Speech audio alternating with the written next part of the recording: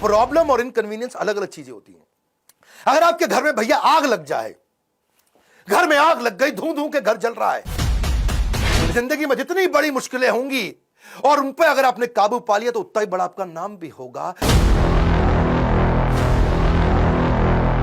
ये गीता का लर्निंग था। यम यम तम तम, जैसा जैसा वैसा वैसा, यम यम वापी स्मरण भावम, जहां तुम्हारा स्मरण और भाव होगा तुम वैसे पक्का बन जाओगे। कलाम उसके बाद जब दिल्ली लौट के आए अपने गुरु से मिलने के बाद, तो वो मिनिस्ट्री ऑफ डिफेंस की नौकरी बची थी डीआरडीओ की। किसको पता था वही डीआरडीओ इनके देश को आगे बढ़ाने में सबसे कारगर होगा। ये वहां प्रमोट हुए और किनके साथ, डॉक्टर विक्रम साराभाई की टीम में आ गए। आप चाहते हैं डॉक्टर विक्रम साराभाई पे भी हम वीडियो बनाएं? ये पेट्रियोटिक थे, अपॉर्चुनिस्टिक नहीं थे। अब्दुल कलाम विशेष व्यक्ति थे। 1963 में विक्रम साराभाई की टीम से इनको सिलेक्ट किया गया कि इनको नासा भेजो भैया ट्रेनिंग के लिए। ये 6 महीने की ट्रेनिंग के लिए नासा गए। नासा समझो भैया, नासा नासा अमेरिका सबसे बड़ी संस्था जिसमें ये आगे बढ़ना चाहते थे।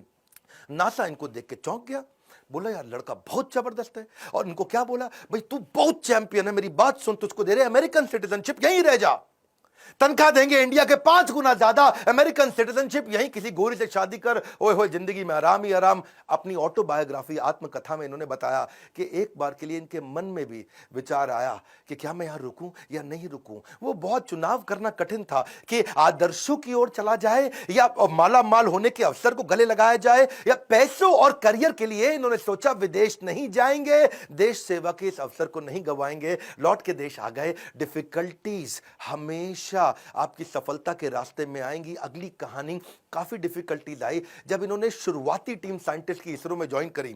वो क्या कहते हैं, देखो लर्निंग समझना, इन्होंने हमेशा डिफरेंशिएट किया। रियल प्रॉब्लम अलग है, इनकन्वीनियंस अलग है।